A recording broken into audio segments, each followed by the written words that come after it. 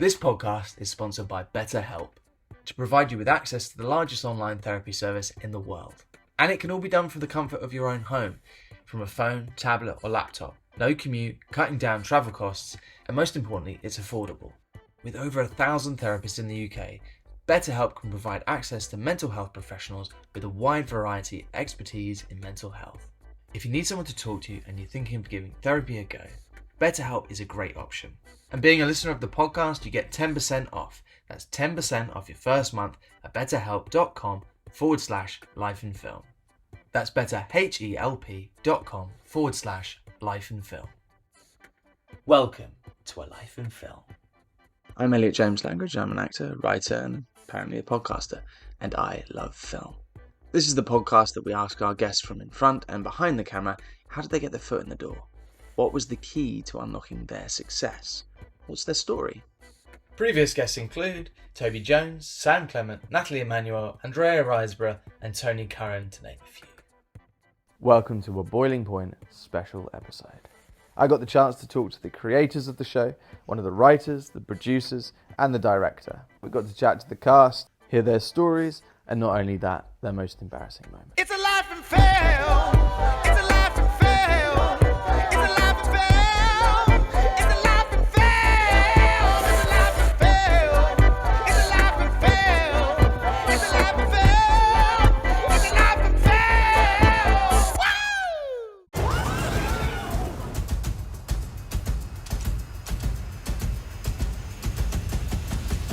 Service. I started acting when I was professionally when I was about 15. I basically used to go to the Granada Studios in Manchester. They used to do a tour there, Coronation Street set, and just like it was like a cheap Universal Studios, you know what I mean?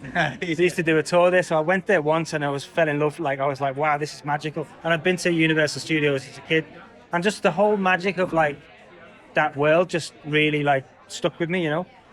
And so when I was in school, I used to like, you know, I put on, like I'm just the class clown, if I'm honest with you.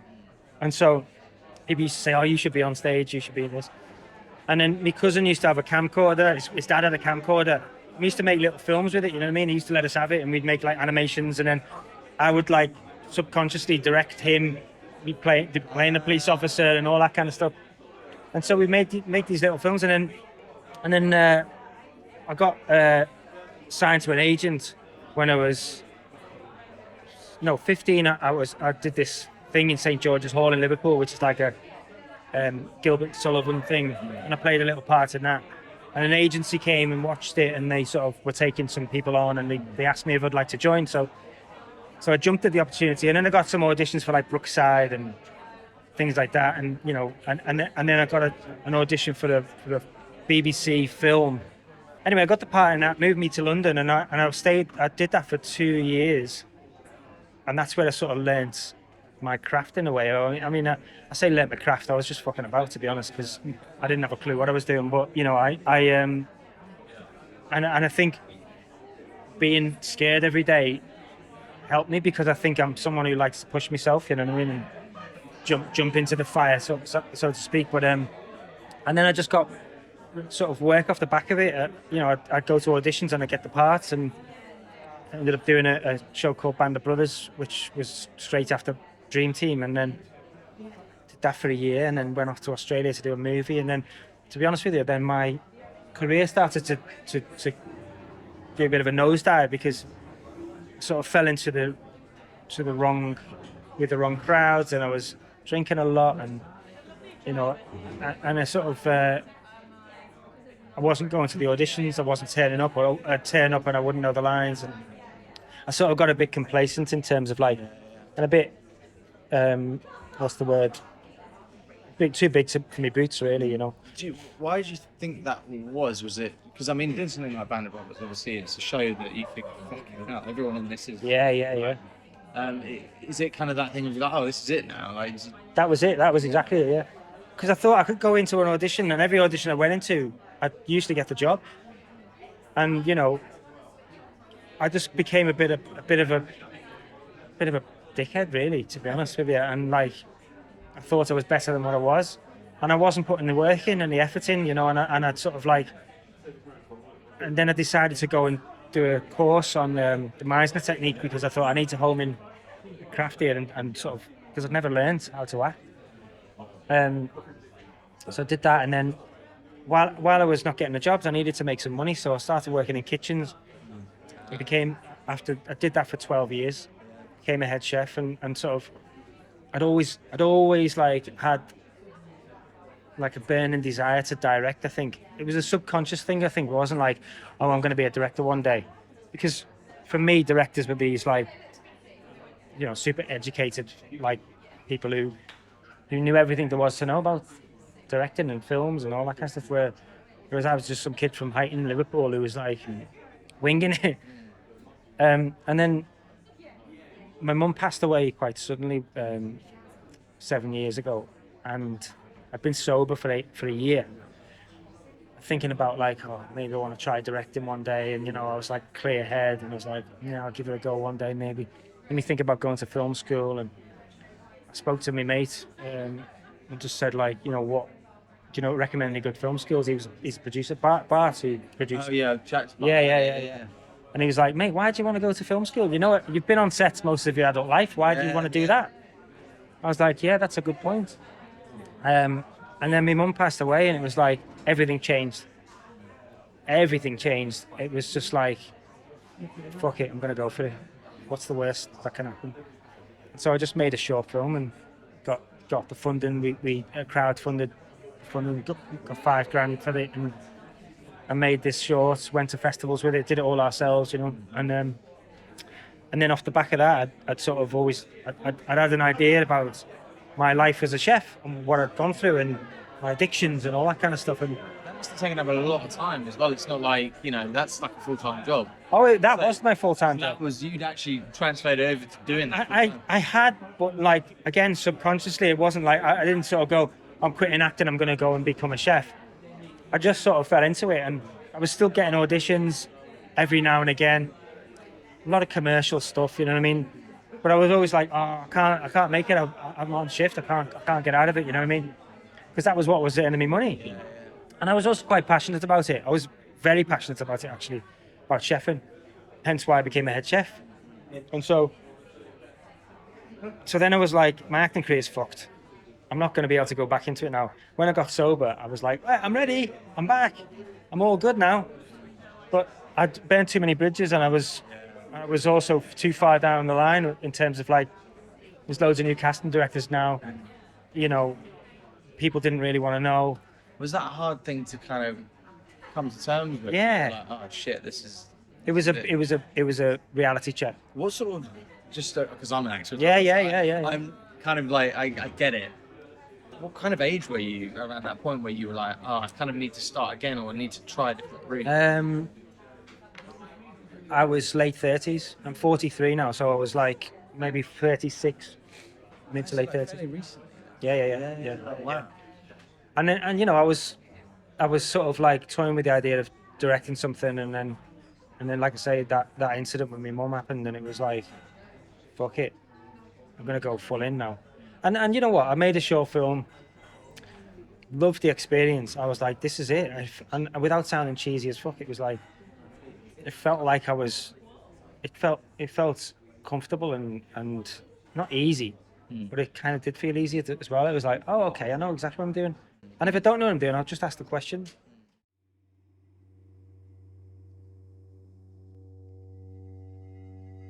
What did I tell you at the beginning? That this is all that matters. What did I tell you about his job right at the beginning? This is all that matters. This is all that matters. Yeah, time. You've got to, I don't give a fuck about it all the time, but snowed up there. I'll tell you what, yeah, wait, get your stuff up your station. Fuck off. You're joking? No, I'm not. It's fucking Christmas next week. What do you mean? Chef, please, come on, I need this job, please. Chef, look, I was only asking, I've not fucking seen him in ages. I haven't seen my case.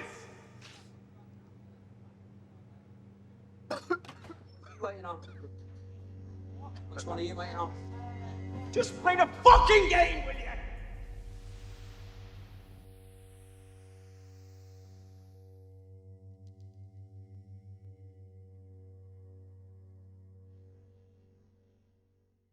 first day on set when we did the short, I think we shot it over a weekend.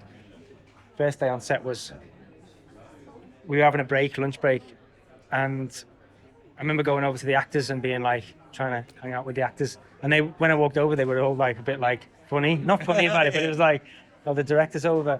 And then I went over to the crew and like tried to chat with them, and they're chatting all technical shit. And I was like, oh my God, where do I belong here? Oh my God, I feel weird. Yeah. So it was a weird like That's thing that. thing. I can't imagine that's what it's like now, because you guys all seem like really tight, and it's Yeah, like family. yeah, and I think people sort of, you know, they know I was an actor, and I understand actors, and that's I think where I come from as a director is like, you know, I don't always claim to know everything there is to know about cameras and shots and stuff like that, but I know what I like to look at, and I know I have ideas in my head, but I'm very collaborative in that way, and that's with, you know, all the crew, but also with the actors as well. It's so important to be collaborative with actors, because I know what it's like to be, you know, if a script is written and you're told to stick to that script and you can't quite, like, it's not you know what I mean? You've got to always bring an element of yourself to a part. And so to change stuff, and like, I'm open to actors just riffing and changing stuff as long as we keep the same beats. The script is a blueprint, you know, and I always like to choose actors and audition actors who I know can do that, because some actors can't do it, and some actors, you know, you say, let's improvise around this scene, and they go off and write a monologue for, you know, 16-page monologue, and you're like, no, I just want you to look at, just look over there. Yeah. You know what I mean? That's So, funny, because some actors, that would be their worst nightmare. I know. And then like, I'm dyslexic, so a script, a big monologue line is a nightmare. Yeah. And when someone goes, just improvise. Thank you. Thank God, yeah. That's so much better. And so was there a lot of that on this? Like a lot of kind of just like, obviously with the one shot with the film, I can imagine. Yeah. Was it slightly more structured with the series? It had to be, really, but at the same time, I'd said to the BBC very early on, I was like, I want to keep the same format and same method as my, you know, the way I direct. I want to keep it similar, because, you know, we'll come on set. The script is there. I told all the actors, do not learn the lines. Whatever you do, don't learn the lines, because then they're stuck in your head, then you can't get out of it. Just learn the scene, like understand what's happening. And so when we come on set, we'd go, even if it says in the set, in the script, you know, the Bolton is stood by the cooker. Me and Matt, the cinematographer, would come in the morning and we'd block it out and go, oh, it's not going to work over there, let's do it over there. Or maybe he's sat down, or what, you know what I mean, whatever. And so the actors would come in and we'd be like, right, I'd say, right, you're over there, you're there, you're doing this, you're going to go over to there now and say that and do this and do that, and let's just have a go.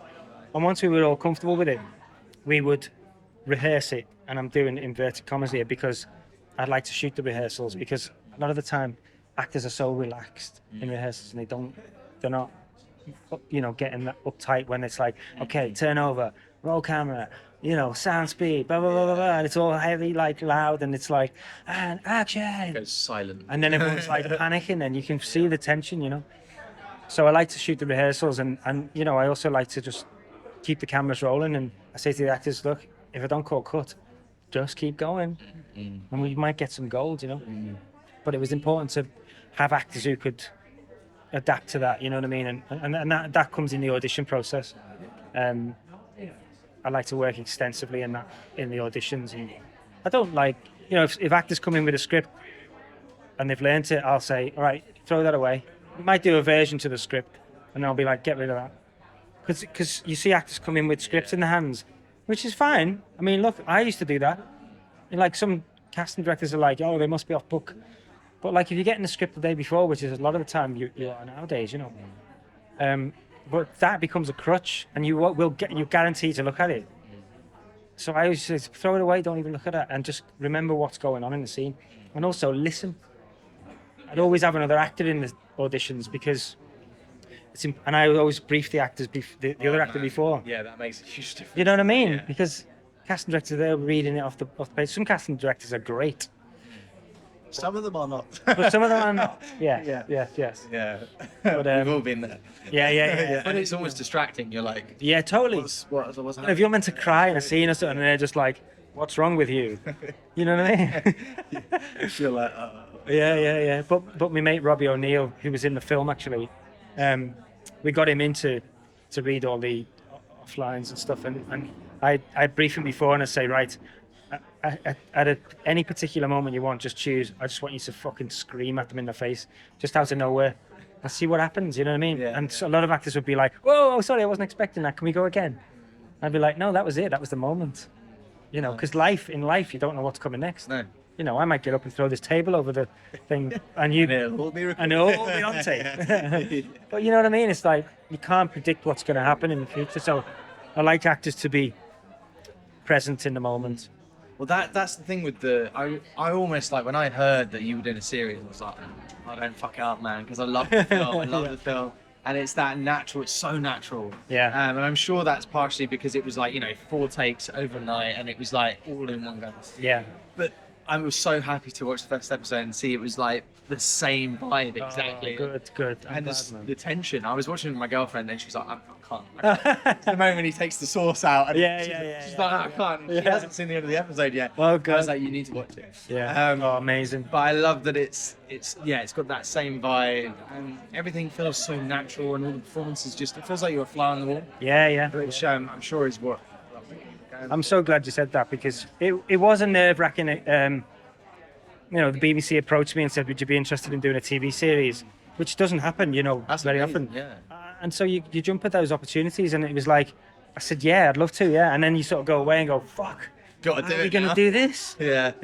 James and Steve Graham was one of the creators with us, and I wanted him to be part of it because he's been so integral to not only being the lead in the 2 films, the short and the feature, but also like he comes to the table with so many ideas and so many things about characters, not only his character. So I said to the BBC and to the team, I was like, I want Stephen to be a creator with me and James. So we went away and sat in a room and just bashed out loads of ideas and then wrote the script in 3 weeks, first episode.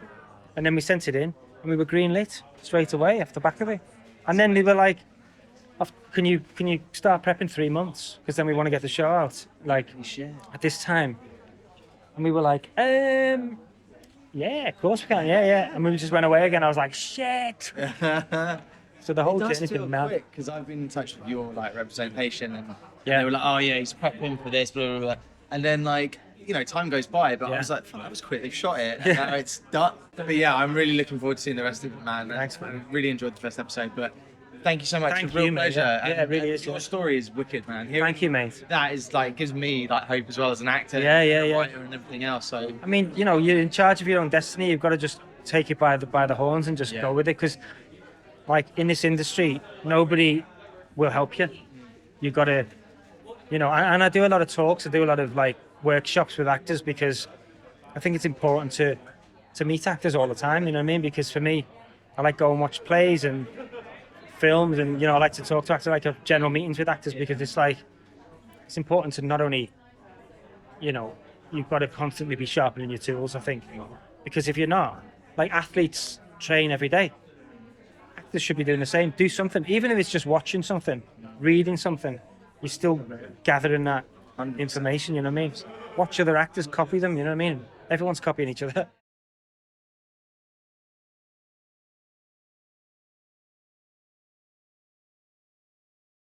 I grew up in Castlemilk in the south side of Glasgow, which is not the posh part. And when I grew up at that time, there wasn't access to community theatre or any of that sort of stuff. And we had a really good drama department at school, high school. And I don't know what this is, let's just call it divination. But at that time in my life where you had to decide, what do you want to do, college, university? Because I was sort of fairly good at school. I could have, if I'd applied myself, I could have done any subject except maths or physics. So I kind of was like, I could have done whatever, yeah. All of my report cards were, if he applied himself, he could do this. If he applied. So I was sort of fairly okay at them. And then I remember being like, if I don't do this, I will regret it. And even at that age, bless me, I was like, I don't want to regret anything. And it was weird. So when I said I want to go to drama school, everyone was like, okay. Well, oh, right. Yes. But they weren't discouraging, but nobody was like, oh, of course you're going to do that. I was precocious. I didn't really do it. I did sort of latterly, 16, 17, some am-dram stuff. But I really jumped in feet first. And I didn't really know I was good until I got to drama school. Because we did a year at college and it's like, I kept getting all the big parts. And then when I went to the RSAMD in Glasgow, which is now the RCS, Royal Conservatoire, I was then the waiter, the sort of old grandad. Oh, no. My ear was Crashing down. planted. I was the walk-on. I mean, one of my lines in one of our shows was, "The horses are here." And you were fine. The full production. That was the first year. The horses are here. It's a Horses are lot of here. pressure though when you've got that one line. It's No, you hard. don't let them know the horses are there. How will they ever know? How will they exit this check-up plane? But within that, everything's a learning curve. I sort of remember being furious for about a day that I was the fucking waiter. How how funny, I'm now a waiter in this. But I thought, well, you've got to learn, not everything's going to be that. So what that taught me was just don't expect anything. Expect nothing. So some people in my year were really filled with confidence and it's going to go for you. And they've been gobbled up over the years and they're not doing it anymore. And I think the testament that I got from it is going, expect nothing and it'll work.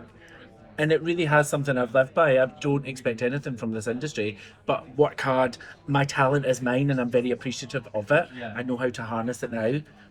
And just be a nice person, be somebody that people want to work with. But I've basically been winging it for almost 20 years. Well, you winged it ever so well. Haven't I? Yeah.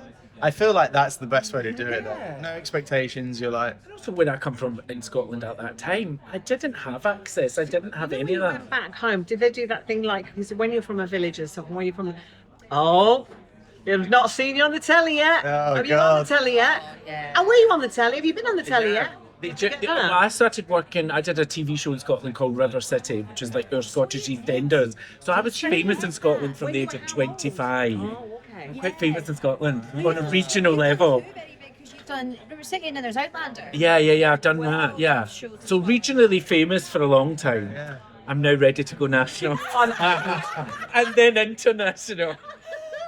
I feel that stupid. Take it a step at a time. And when you're regionally famous in Scotland, it's like that. It's not even you on the telly. It's like, oh, come here.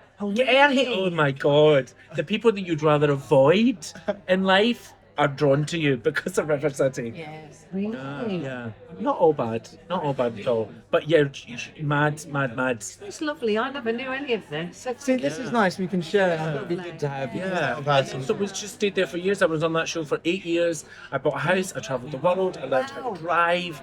I had a really beautiful life, and then I turned 30 and thought, if I don't get out of this, I'll never know what could have been. So I really took a risk for a couple of years, came to London, had no money. I was looking after old rich men in their houses, wiping their bums because I was a carer. And then slowly but surely, just things happened.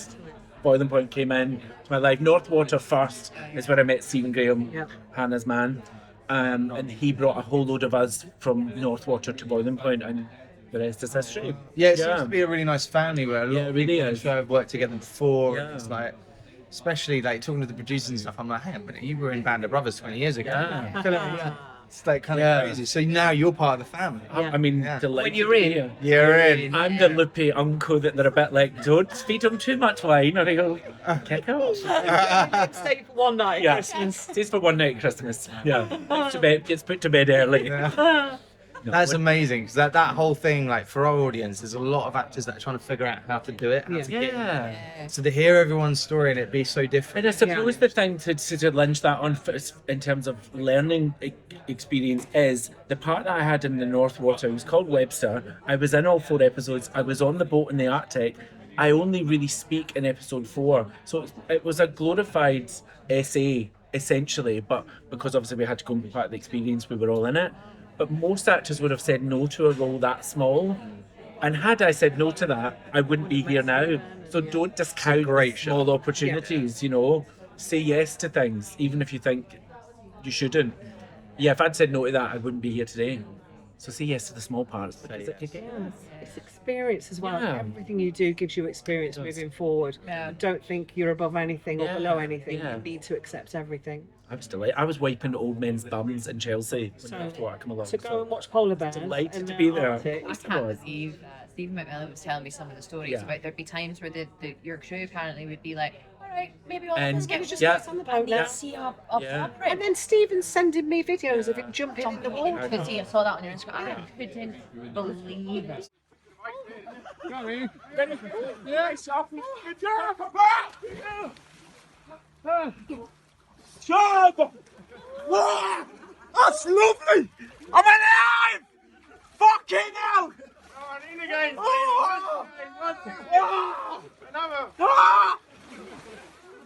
It was all shot there then. yeah. So it must have been absolutely freezing. Yeah. Unbearably cold. They had a hot tub on their little boat, didn't you? Oh wow, that's not what you don't see that. I mean, it was stinking hot. It was, but they fueled it off the ship. It was. I mean, adventurous stuff. That's like if you're related to a Shackleton, you go there. People like us and all those boys were working class. None of us. We were the first in our lineage to have gone there. Wish we'd taken flags.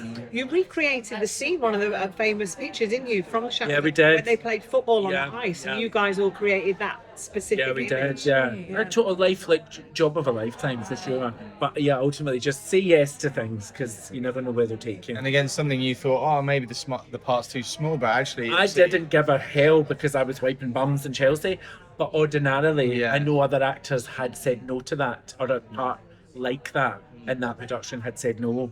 But every part you do gives you confidence, Yeah, right? yeah. Experience and confidence. Yeah. And what does Stephen say? No small parts, just small actors. Yeah, Coming from Steve. yeah. Do you know what I mean? He has to say that. It's not, he's not gifted in the height department, is he? I can say that. You can say that. Said with love. Shirts and trousers. Love. I can tell. When I was little, it just started with doing school plays and things like that.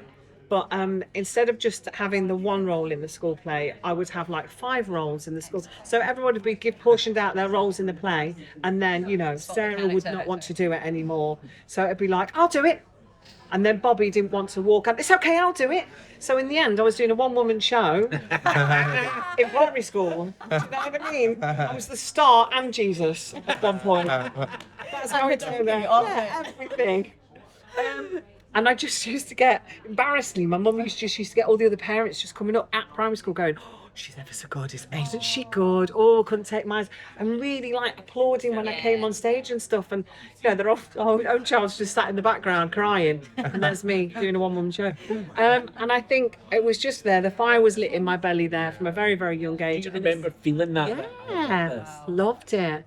And then I did Amdram, and we had a local theatre called the Venture Theatre in Ashby-de-la-Zouch, and I got pulled out of school to do Jane Eyre because I played the little girl in Jane Eyre. So 3 nights a week they'd let me go and do that, and then I'd have to go to school the next day. So I was already kind of. Oh, you were a star. Almost. Starry eye.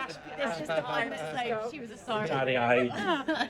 And then I did it at school, and I left high school when I was 16 because they didn't have the structure within high school for me to carry on doing it at A-level. So I went to Melton Mowbray Performing Arts College and left home when I was 16, which was hard, leaving my mum. But I did it because I knew that it would be really good for me. So I did that. And then from that, I went on to Rose Bruford and moved to London, still very early, like 18, 19. And did that. And then did the 3 years there, did all the showcases at the end of the years. And with me, what happened was I would get all of the agents and the cast directors would come to me after the showcases and say, we think you're amazing, we think you're fabulous, we just don't know what to do with you. I was like, I don't understand, what do you mean you don't know what to do with me?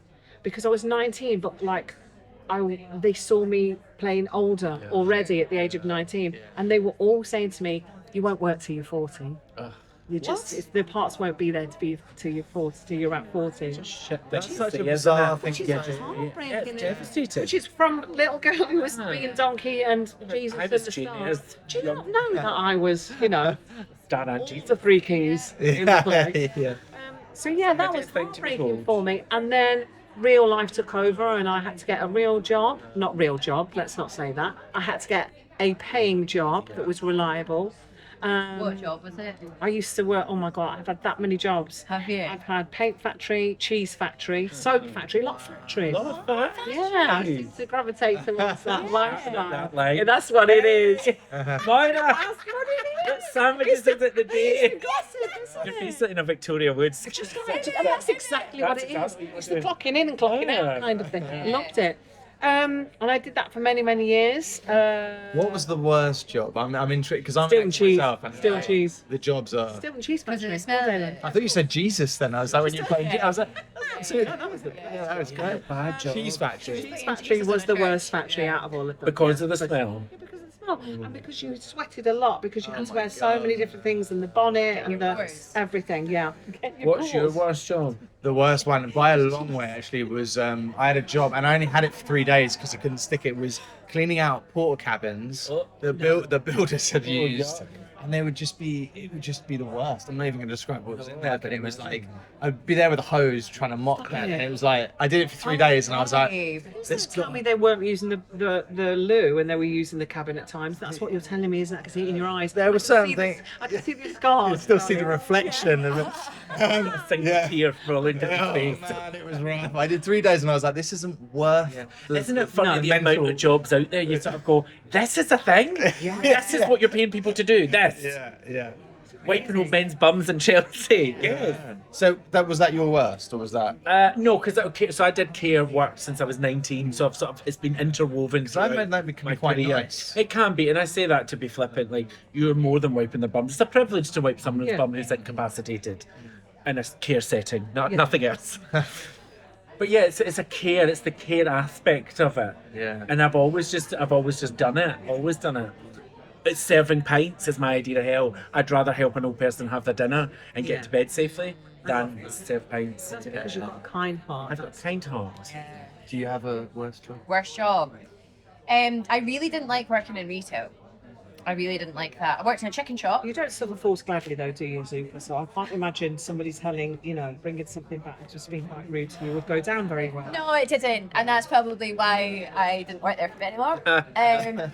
But actually, I'll tell you what my worst one was. I think maybe when I was like 15, I was doing, when they would do those like, you'd be employed by a big company, and you would be serving staff for an event, and I would do events. Yeah. I would do a few where some of the royals were there, and they were coming to like Edinburgh or something, and I'd be milling about in like the attire, or to be like there'd be some like Russian government official that's house you would go and clean with someone else, and I did find that so destroying because I wasn't very good at following certain etiquettes and like abiding to certain rules. Oh, do you just mean you weren't very good at being told what to do?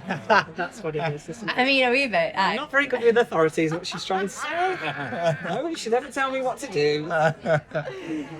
So nice. Sometimes those jobs, I had a similar job where there was a catering company. I think this can't happen now. I don't think it's a thing. There was a catering company. It was about 10 years ago, and you had to look a certain way. You had to be a certain height. You had to be like, and it was mental. It was all of that. But maybe it's the same. I can't remember what the. Yeah. All the boys had to be 6 foot or what? Yeah, exactly. I'd turn up and they'd be like. I remember they turned me away a couple of times. I was like, I need the money. Yeah. But no, one of the times my mate got turned away because he was too short, and then I nearly got turned away because I was too old. I was like 28. I was like, This sounds like a whole yeah, it was. Yeah, no, it was. A lot of the guys looked like they worked from Hollister. It was Just crazy. have dinner. Yeah, it was for things like. They're in the buff. Is that what you're trying to say? There were genuinely there were a couple of like they give you an outfit sometimes. And, like, yeah, and it was just I was like I'm not again better than the Portaloo thing, the Portal cabins, but not quite. Yeah, not great. So I interrupted you.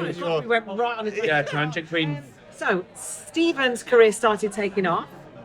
We were together at this point. Stephen's career started taking off, and then I did a teaching degree. So I became a teacher. Oh wow. So I used to teach GCSE and A level theatre studies, drama and theatre studies. Yeah. Wow. They wrote Walters as a legend in my office in paint, and they were petrified when I came down because they thought I was gonna, tell them off. And I was just like, "This is wicked." Loved it. Loved it. It was a great job. But then my children came along, and it was just Stephen's career was taking off, and I decided to be stay-at-home mom because that's the most rewarding, beautiful job, and I can't imagine ever not doing it. It was incredible for me to have that time. It makes sense. We felt blessed that I was able to do that. Did you miss the teaching though? Because that's obviously I missed been a huge. I missed the pastoral element of it. I missed You miss the kids. the kids. I miss the kids. I still have the kids now. That send me They must messages be so to make proud of them. you. They must see you now. They must be like, So lovely. they're to have a teacher. Because they say thank you for giving me the confidence. I know I never went on and did it, but it gave me confidence. You gave me, you believed in me. Because I had every child that was ill spoken of in the staff room was in my in my lessons, and they'll be saying, "Oh, they're unteachable. I can't teach them," and I You're would a go, math teacher. "Yeah, oh, yeah." And I wouldn't try to tell you what to do. You could have just done what you want, but I knew that you do it in your own way. So that's why I did teaching, and then mine's just kind of organically happened as the children have got older. Started dipping my toes back into it and feeling it was the right time, and it's now at the ripe old age of 49 that I feel that it's You're a baby. just taken off. So I mean, what a great project to be Absolutely. part of as well. exactly, Such amazing characters. exactly. I didn't really realise that I wanted to do it till I was a wee bit older. I was a singer. I came out the womb singing. So I would like sing in school shows, just like every term they do a wee show and everyone would sing. I sang, and then one day someone came and saw me when I was about 14. When I was 15, 16, and they were like, "You should audition for like colleges or drama schools." And I was like, "What is that? I don't know what that is." And then I auditioned for this like wee college in Edinburgh, but my dad wasn't comfortable with me leaving school, so I wasn't bad in school. I just like. Was it an authority thing that we did? I know what I'm thinking. I'm feeling surviving. I was a wee bit naughty. And yeah. What did your report card say? What did your My report? report cards were always like, because there'd be those annoying days where I would be given an incentive to do well in something and I would excel, like academically in it. But then consistently throughout that, my grades would be that, and I would be wanting to chat, and they would be like, if she just applied, she for shut it, up. she shut the fuck up. Yeah. Like, I and like to think chat I too. would've, like, yeah, because it wasn't that, but singing helped, because I was quite badly bullied in high school. So I wasn't really I was kind of just trying to disappear out of it. Yeah. Then I went to this college, basically left home at 16, milling about, singing, and then somebody said at this college, "You should audition for London." And I was like, "Well, what's London?" So I auditioned for London stuff, got scholarships to go, and did a musical theatre degree in London. And lots of stuff happened at drama school. My main note through all my acting teachers was always like, "It's too small." I'd always get screamed at by my acting teachers, and they would say, "We're not going to see you in the gods and stuff." And I was like, "Oh well, maybe I'm just a singer." And then we started to do a couple of TV auditions, and that's when everything kind of felt a little bit like, "Oh, cool, okay." And I got my agent through my showcase, and I ended up booking a film for my first audition, which was Mary Queen of Scots, and then it meant that I suddenly was introduced to this insane world, and I was incredibly lucky and got to work with people who kept giving me opportunities. I worked with Phil in an indie film called Villain, and he kindly brought me on to Boiling Point. I feel like that's the most I can summarise it. A conventional getting into it with drama schools and showcasing agents. I think the key to it is just be bendable. Don't have a plan, but know that the path that you want to go down may take you off to different paths. Into And the they scary may woods, be that cul-de-sacs, road. and there'll be cul-de-sacs, and you'll go Yeah. down, and then you'll come back down that road. It's bending like a willow tree. It's just not being too fixated. Life isn't linear, is Yeah, it? No, exactly. What Barry said about taking the small parts, and also you don't have to go to drama school to do these things. This show is filled with people who go to drama school, and some of my favourite people I've ever worked with on set have never trained. Because in one way it will absolutely leverage you and teach you things, another way it can contaminate you. So it's whatever's meant for you. Sometimes they can come up with the same. Or Taking away that. give young actors false promises that then destroys them when it's not met in the real world. Yeah. It's Point North's name on the line, They're here to taste your food. A lot of important people are going to be in that room. which is why we need to get it right. Go out there and smash it, all right? Yeah, it wasn't even in my consciousness. Just I come from a very working class background. It just wasn't in the ether. No one around me did that as a job. It was an English class at my middle school where we were doing poetry, and my teacher got me and a friend to do a dramatised poem, and she thought it was good enough to enter into a local speech and drama festival. Ilkley Speech and Drama Festival, and so we went and did it, and we got the first prize, and I loved it. I just loved it, and from then on I was pretty single-minded about it. So I joined like my school drama group. Did Daisy Pulls It Off at school was the school play, and then someone there went to like a local fee paying but like after school drama club, dance and drama club, and they were also a kids agency. Oh wow. So I got a first couple of parts doing one line in Northern Telly, and then So you started off pretty young then, like. yeah, I mean, I think I was auditioning from 13, but I didn't get a part until I was 16. That just shows you how hard it is, though. Like, Yeah. Genuinely. I mean, there were lots of kids who did. I just didn't, and then yes, I played a couple of, small parts in Northern Telly, and then I knew that I wanted to train properly. I wanted to go to drama school. I knew that I wanted to do theatre. I loved Shakespeare, and so I did take a year out to see how it would go.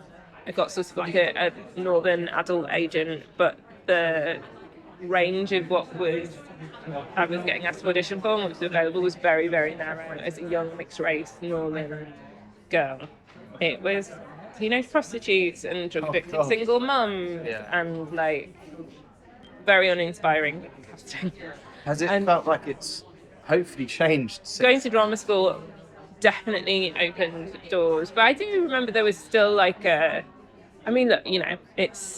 it's 20 years ago now, so things have changed, but over 20 years ago, but even my bursary audition, I was on a series of scholarships because I couldn't have gone otherwise, and unfortunately they don't exist anymore, so I wouldn't be able to go if I was auditioning now, which is very sad, because it opened my life up. It gave me access and opportunities to lots of things that I wouldn't have had before.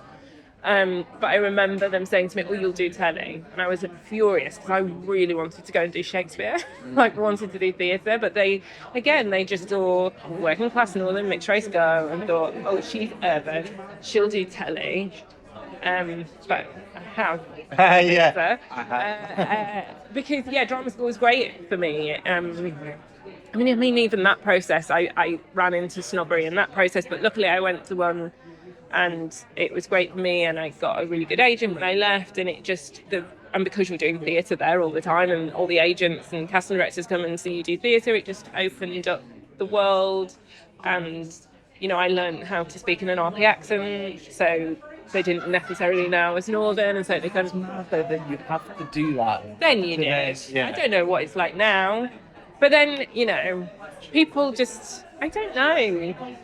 I've been playing for ages. I never used my own accent, and I have been doing more recently, and the roles that are coming are more working, just at the moment are more working class, so I don't know, just like people go, oh, that's what we know her for, so that's what we'll do, and then it can shift and change, I suppose, depending on what you're doing. It is funny how, sometimes people want to put you on a box, don't they? They're like, oh, they can do that, they can do that, and it's like, we're actors, so you do whatever. You would hope. Do you know what I mean?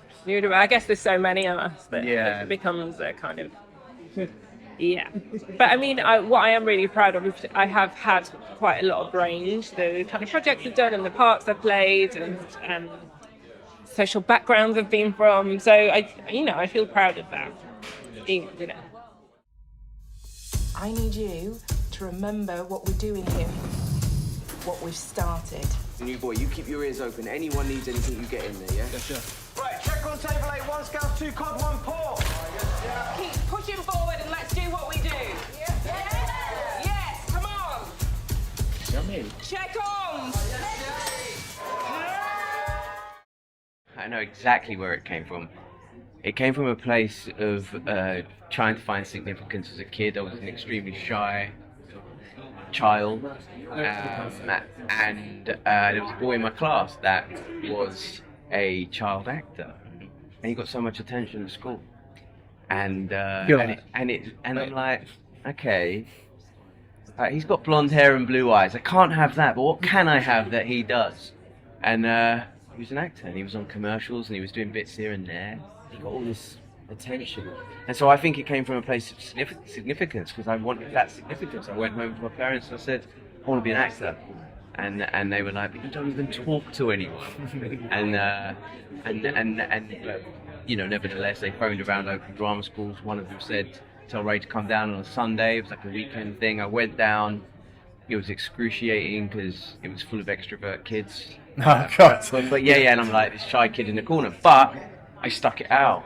I kept going back because it was something, not the singing and dancing because I couldn't do any of that, but it was the acting. And I was like, And then eventually I got my moment. We used to put performances on every year, and I never got leading roles because I couldn't sing and dance. But then we did a play once, and they gave me my chance, and I had this sort of really significant moment. Well, it actually was a musical, but my character didn't have much to do on that side, and then I had this really significant moment. I was like, okay, I want to do this for a living. Was that the moment then you thought, this feels like a good fit? Well, I was on stage and something strange happened. And we were doing a chorus line, and it was Roland Paul who basically has this like 3-page monologue where he comes out to the director of the show, and I'm doing this monologue. It's like this 14-year-old kid or whatever. And as I'm doing it, and it never happened in rehearsal before, I start crying as I'm saying it, and I didn't know where those tears had come from. But when I looked at the audience, and I saw people in the audience start crying, it was honestly, like, I still get chills thinking about it, because it was like, people say they have those moments where they just know something. Yeah. That was a moment. I was just like the insignificant me was having an effect on people. It's like, I need to do this for a living. And so I never, that was it then. That was it. There was no going back at that point.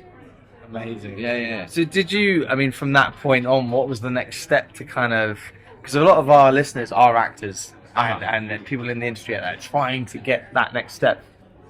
Is there a secret to how you then went from, being on stage as a kid to then getting an agent and the next steps from there? Well, there's some real significant moments. So the theatre school that I was at, it was a weekend theatre school. They had their own agency affiliated to it, so it's like a children's agency. And I went up for a few small things. Never got it. Went up for this, went up for that. Did a few extra bits here and there, and then eventually I got this role in a short film, and it was like after a long time trying at these auditions, and I got this short film. And that did the festival circuit. It did kind of well, and then that director went on to do something a bit bigger, and he got me back in for something that he did after that. And but then it was like, then I was sort of into my late teens, and I had done stuff as a teenager, but I wanted to be like a proper actor. I wanted to do this as an adult. I just wanted this to be my career, and I was really frustrated because I was with this children's agency, and it come to the end of the road, and it was like, what do I do now? I have no contacts in the industry. I don't know what to do, but I just have this burning desire, and I've got a few bits that I could show people that I've done. And I kept talking about it and moaning about it. And then one day, a very dear friend of mine I grew up with called John, he said to me, Ray, I'm fed up with hearing you moan about this. We are like, you're going to come to my house on Saturday, and we're going to sit down and we're going to write to the 6 biggest agents in the UK. And I was like, oh no, it's a Saturday, I want to hang out, I don't want to do that. He's like, no, we're going to do it. And I look back at that moment as a really pivotal moment, because had I not gone that day, things could have panned out very differently. So I stepped out of my comfort zone.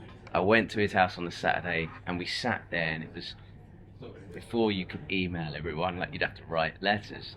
So you're showing how long ago that is. Right? And so we wrote to the 6 top agencies in the UK, and as expected, 5 came back and went thanks but no thanks. And then there was one that came back and said, hey, I'd like to see some of your work. So I rushed around trying to get these bits together that I'd done when I was younger, and I sent it off, and they called me into a meeting, and I remember having this most incredible meeting, and it was amazing. And I was like, oh, all the signs are there, like this is a done deal. And at the very end she went, okay, so I just need to talk to the team about this, and we'll let you know. And of course, like, crushed, like, what does that mean? Like, there's no offer in the room. And I didn't know how it ran in the industry. I didn't know anyone. And eventually, a few days later, I got a phone call saying we'd love to we'd love to take you on. That was, I won't say how many years ago, but it's still my agent to this day. Oh, wow, that's amazing. Yeah, she's still my agent to this day, and she's like, made the right choice. yeah, and just, you know, I think, I mean, we've been together for such a long time. She knows me inside out, and I think she battled, you know, being a black woman that many years ago in the industry as an agent, and I think she understands. She got it from day one, right? We just got it. We knew like what this journey was going to be, and we've been in it together for all these years. And I still won't say how many years because I don't want to say I'm going to do my homework later.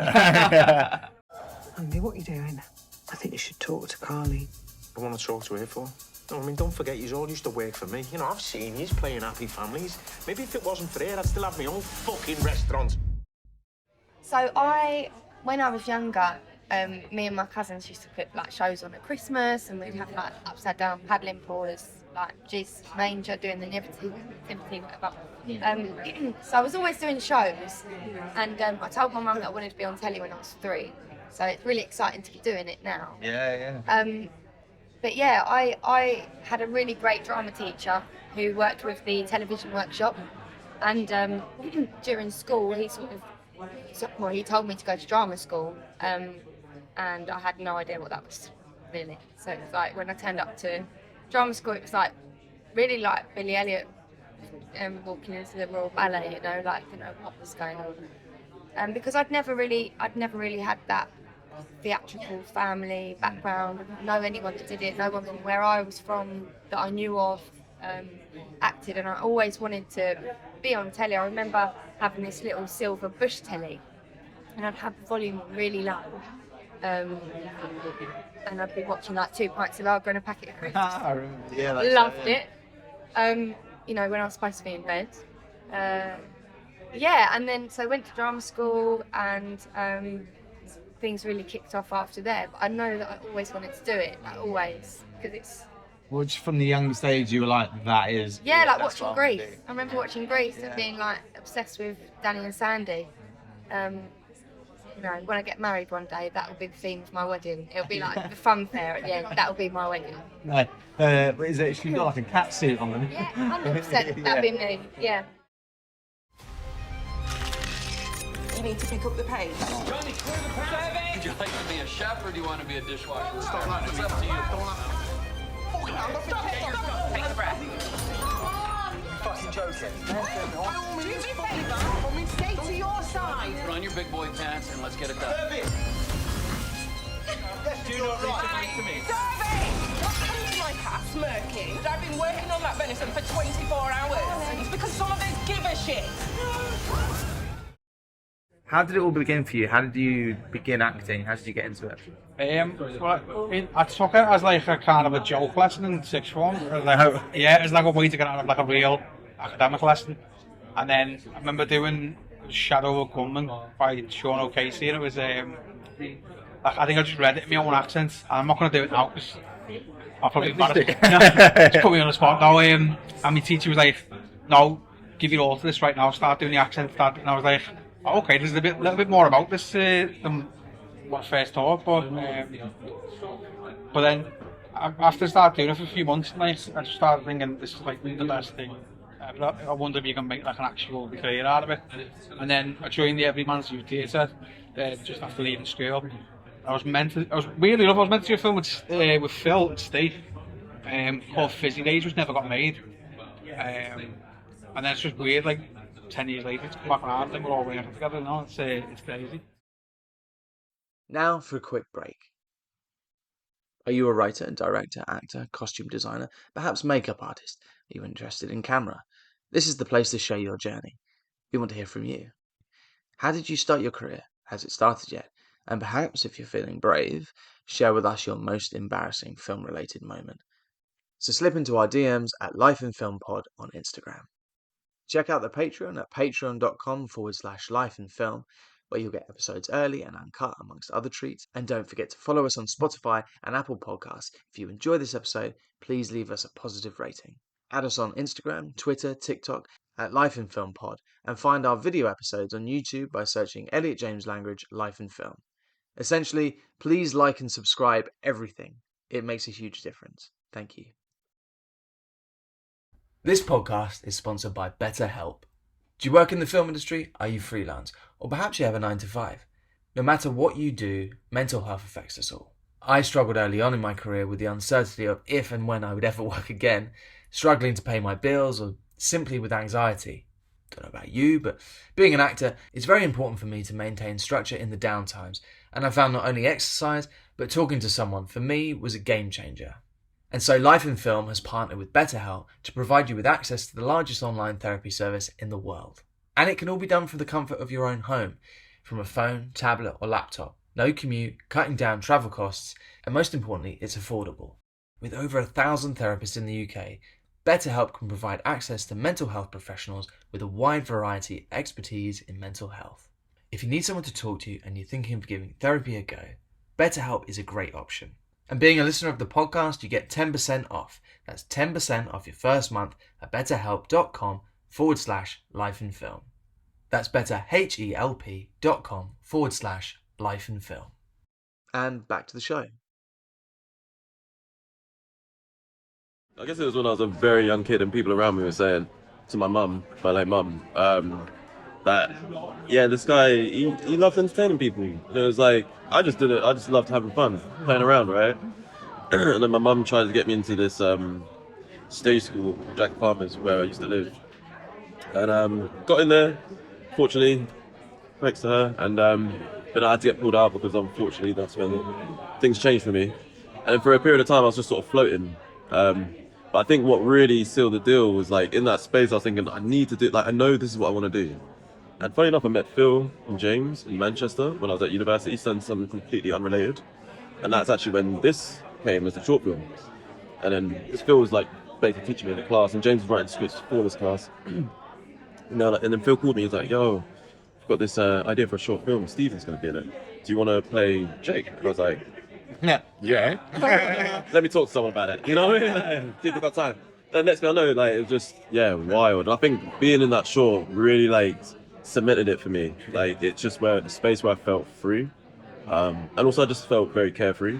Not in the wrong way, because obviously you've got to care about certain things, but I just felt like, this is right. Natural. Yeah, that's it. Yeah, it felt natural. I think that was it. Like, just, well, yeah, here we are. You know what I'm saying? You know what I'm saying? I mean, I've just always done it. Like, I always did it as a kid. Like, I don't really know how that came about necessarily, because like my family are not actors. Like, I just sort of did it. I don't know if I went to a club or something when I was a child. And I just loved it. Like, I always used to make like little home movies on our camcorder and stuff. I just loved to. Oh yeah. Oh yeah. And I just like loved doing it. And then when I was a teenager, I was like, oh, I don't know. Like, I got like into my self-conscious phase, and I was like, well, I don't know if I want to do that. And then I moved over to London originally to do music production, and I started my course, and I was just like, this is just not what I want to do. Like, I know I want to do acting. It's the only thing I really genuinely love doing. And so I was like, forget about this course. I'm going to try and do acting. And I like sort of went to train for a little bit, and then ended up getting an agent. And the whole time I was very much like, I'd sort of taken time out of acting, so I was like, I'm just happy to kind of be doing anything. Like, I don't know, I'm just like happy, like even just auditions coming through, I was just happy to like do an audition. Like, that's fun, I get to read a script. Yeah, and then my first professional job was playing Lily Allen in a Lily Allen music video. That's heavy. Yeah. I love it. And yeah, from then. That's a pretty good start. You know what I mean? When she does it so nonchalant, like, yeah, I'm playing little Lily Allen. Like, yo. It's always like drama in school, man. I used to like school plays and stuff, but I never ever saw it as a career. I remember there was like a time in my life where I was just doing a lot of nonsense and dumbness. let me just put it like that way. On the streets. My older brother kind of pulled me to the side because I was just at a point where you're a teenager, you're going through that phase where you think you're the guy.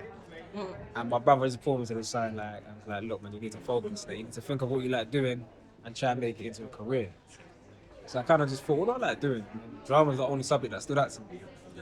So I kind of just started researching, and I remember it was around the time John Boyega made his first on-screen debut. So I just kind of researched on how he got into acting. I went to the drama school he went to for like a year, then left because couldn't afford it. And then I was just winging it, man. I was on sites like Casting Call Pro and all these sites just to get amateur work. And I was trying to put together a show reel of like different work. And I was just, eventually once I did that, I started sending it out to agencies. Didn't know what I was doing again. I was just like, hey, represent me. Yeah. Just flinging them out there. Eventually I got an agent. But even after that, man, you get a lot of self-tapes. I remember my first self-tape audition. And I remember telling uni, like, hey, got this audition. I'm not coming back. I hadn't even auditioned, and it was a big wake-up call because that was hundreds. That was the start of 100 no's. Yeah, for real. And then you kind of just get used to it, man. It wasn't until like 9 years from the time I decided I wanted to be an actor to the point where I got my debut. So yeah, man, but in between those 9 years, I just legit couldn't see myself doing anything else. So I kind of just pursued that with. That's the thing, people assume it's like, when they see you guys on the show, they're like, oh, they're in a big show, like, cool, but it's the work that comes before that. And like talking to a lot of actors, I'm an actor myself, and the question of like, oh, what do you do in your spare time? It's like, try and get jobs. Try and catch up on sleep. Like, unless you're A-lister that just gets the jobs too, and they come to you, cool. You gotta work. You gotta be taping and get yourself out there. And exercising, because at the end of the day, self-tapes are exercise. 100%. It's a different type of gym, for real. Or audition in general. Yeah, that's the tough bit. It's the grind, isn't it? You gotta keep consistency almost. Like it's like trying to hold a mental resilience as well. Like, that's the thing that I really learned about it. It's like I was like, yo, I didn't realize I was this resilient in my mind. So it's cutthroat. It is cutthroat, man. It's balancing like your own self-worth and the wealth that they want to keep. You know what I'm saying? It's really difficult. And at the end of the day, it's just whether you fit. Yeah. Because there's been times I've told, you know what, you're a bit too tall for the role, or you're a bit too short for the role, or we've casted a mother, and you don't look like it's nothing to do with your talent. But that's the worst one, because you're like, if I've been cast first, then you know, she'd be dying. Just gotta keep going, man. I never thought I'd work in a place like this. I just don't want to mess it up. You're stressing about this day, aren't you? I didn't really sleep. You need to have a little bit more faith in yourself.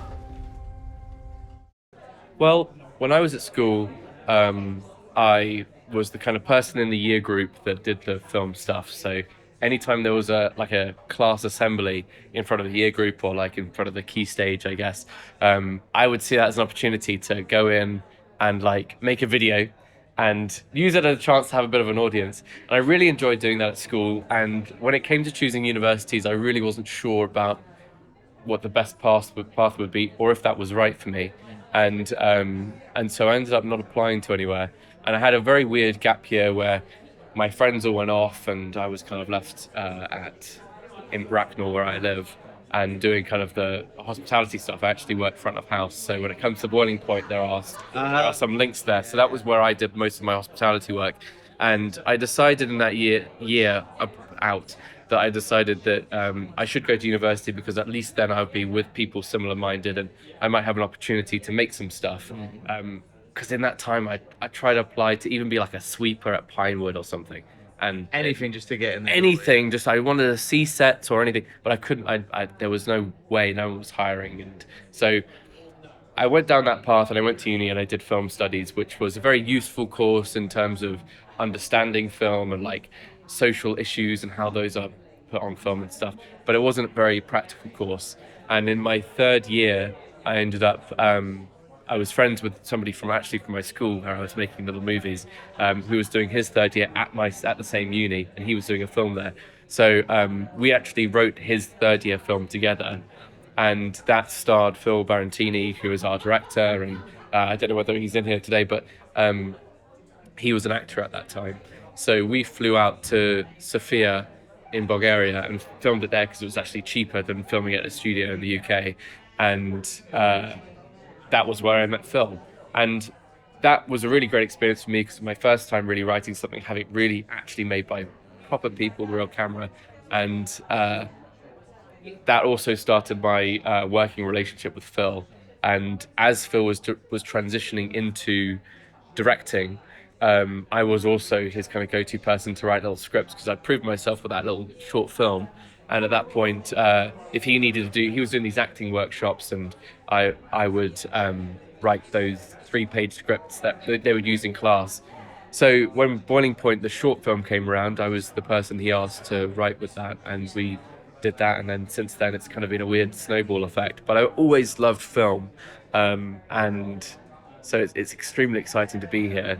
And to then branch off into TV as we are now, it's like at a scale I've not really dreamed of. Sometimes you hope for it, but you never really believe it. And certainly in that gap here, I didn't believe that.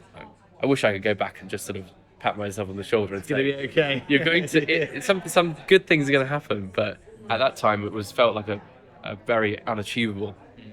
Well, yeah, when you started with the short film, did you have any sort of intention then to try and make it into something bigger? Obviously, you did the film and now you did the series, but was it primarily just to do the short at that time? For me, it was. Bart, our producer, the way he'd got the money for the short was in part to promise those people, we're going to make a feature. So this is a kind of proof of concept. And I really didn't like that idea because I thought we did something that was very contained and we didn't really have a solid idea for a feature at that point. And so once the short came out and it did well at the Biffers, we were kind of, by that time we were mid-writing the thing, but it took a while to get to the point of saying, actually, we have a good story. And we went through many different story ideas at that point. I didn't really want to do it still. I wasn't convinced by it. And it's one of those things where you think, let's just leave well enough alone. We did well, let's move on to the next thing. Did well. Yeah. So are you glad now that you were convinced? Oh, of course. Yeah, of course. Because, but I also, I had that feeling when I didn't know what the film was. And once Phil and I had worked out that we were going to do it in a continuous sequence and it was going to be kind of sort of real time, and we're going to do the one shot thing, and it was going to be an ensemble thing. And I was imagining films like Magnolia, where the stories are all kind of, and Babel and stuff like that, where the stories intertwine, and that was really exciting. That by that point I was all in on it. But funnily enough, with the series, I don't know. I absolutely didn't consider that we would do another one, and it was a bit of a joke that we would do a sequel. Because what would you do? And but once the ending was pretty, like, I thought that was it. We thought it was it. It's funny because I kind of thought he was dead, but these things that's change. saying something if you wrote it. yeah well I wasn't sure. But but actually the process of doing the TV series has been very rewarding, and actually having the Andy character survive, which I hope isn't a spoiler for anyone, if anyone's watching. Well, if they've seen the first episode and stuff. Oh, okay, fine. Well, I can, depending on this, the series allows us to go for a storyline and actually pick up on certain things that we had planned for the feature film, but there wasn't time or there wasn't space for the characters. And the story of recovery with alcoholism is something that really we considered doing from the very start. And in fact, an original plan for the feature film was to do the short film, reshoot the short film basically, and then have the second and third act to be about recovery. That was a really early idea, and so to actually be able to return to some of those bits was really cool because we didn't really want to let them go. They were strong ideas. Well, when I realised that there was going to be a series, and obviously getting to see the first episode, I really enjoyed it, and the film I thought was incredible as well. And I was concerned because I thought the film's really good, almost like you were, I guess, with the short. You're like, let me just leave it there. And I was like, I really like the film, and I hope that this isn't just like an extension and it's something special. But just seeing the first episode, I was like, okay, they've gone something different. Like I was expecting the one shot as well. Yeah. And obviously that's not possible because there's characters in different locations. And just watching the first episode, there's that like, I don't really want to give away exactly what goes on in it, but there's that tension, still that tension. Yeah. And you're just like, oh my God, it's like, you're still there going, Yeah. oh, what's going to happen? And it's, yeah, I mean, what was the process like going from doing the film to doing the series? Was it quite a different thing to write? Oh, entirely. It was completely different. Well, with the feature film, we didn't write a lot of the dialogue in. We wrote lots of ideas about what the dialogue should be. Yeah. And, for example, we would put examples of what people should say, but really they were like, this character says ABC, they then transition into BCD. I'm hoping I'm getting my alphabet right here. You never start from B. And this is how they transition between that stuff. Here's what they're feeling. Here's how the other person's reacting. Here's what they say. So it was kind of like, it was directed and all the content was there and everything they needed. But the actual, how it was worded was left up to the actors and in the workshop process. Oh wow, that's amazing. So Phil was there during the workshop, and as was I. Well, Phil of course was because he was directing them, and I would be revising the script and putting in key lines that we liked, and because everyone has a different way of joking and describing things and talking, and the way we wanted it to be so authentic was to do that. So, but with the series, it wasn't really an option to do that kind of level of improvisation because it's such a different technical beast. It's also not just done in one take. So continuity-wise, you need it to be a lot more kind of set in stone, I guess. So actually, the TV series, for starters, has full dialogue written, and a lot of that's played with on the day, and people do improvise around that. But so to give you that authenticity, which is why it's still there in the show. But I really enjoyed coming back and writing those characters and writing them with how I picture their voice, and that was really fun.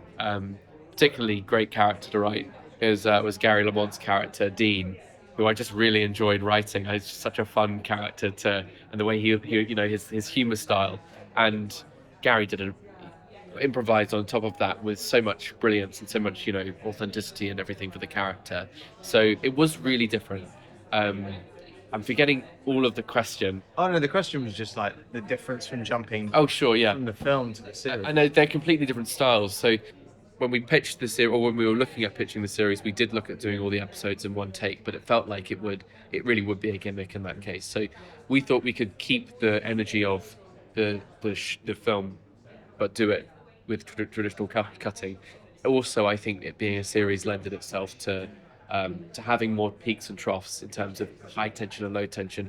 What I'm really surprised by and really quite like is how there are some bits which are just really kind of easy watching, that you feel like you're in the room with them joking, and it's really fun. So I've really loved that part of discovering the show as we've gone and done it.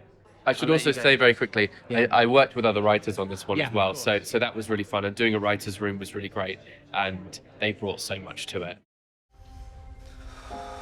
Hey, I'm proud of you. They're all brilliant at what they do, but don't be intimidated. They're idiots. Yeah, I mean, it's looking good. I feel like I'm proud, mother. Okay, get on there to that. It started kind of, it was a weird thing. So I came out of drama school and I did a couple of TV jobs. I got a couple of TV jobs before I was still at drama school. And sort of had that misconception that it was all going to happen immediately for me, right? It's like completely the wrong impression of how this industry is. And obviously I didn't. I did a couple of jobs right after that, and then it started, and I did nothing. And then I did Band of Brothers, which obviously was one of those life-changing things, right? And not so much in sort of terms of my career, but in terms of just experiences and the friendships I made along the way. Is that where you met Philip? Yeah. Yeah. So Phil, I did. Yeah. So we've known each other for 23 years now. But we've stayed friends with. We still have a WhatsApp group for the cast, right? That WhatsApp group still buzzes, 25, 30 times a day. When we have an annual barbecue. I was there a week ago for usually Nolan Hemmings' house, because he's got a big house in the country. Yeah. With a pool. And so we're there, and all our families come, and that's sort of an annual thing that we do still. So there's still that bond is still very strong and very there. But after that, again, another misconception. I thought, oh well, now it's going to happen for me acting wise, and it didn't. And I got because I was one of the first. I played a man called Ed Tipper, who was sort of badly injured in the assault on Carentan just after D-Day, and so he was one of the first characters sort of like to be written out of the mini-series because he was one of the first casualties that Easy Company had. And so I was doing sort of the audition circuit whilst the show was still going on, and I was seen for everything. And I was getting all these, I never got any off, but everyone wanted to meet me and hear about the show and what was it like, and so I thought, well, this is gonna, and nothing happened.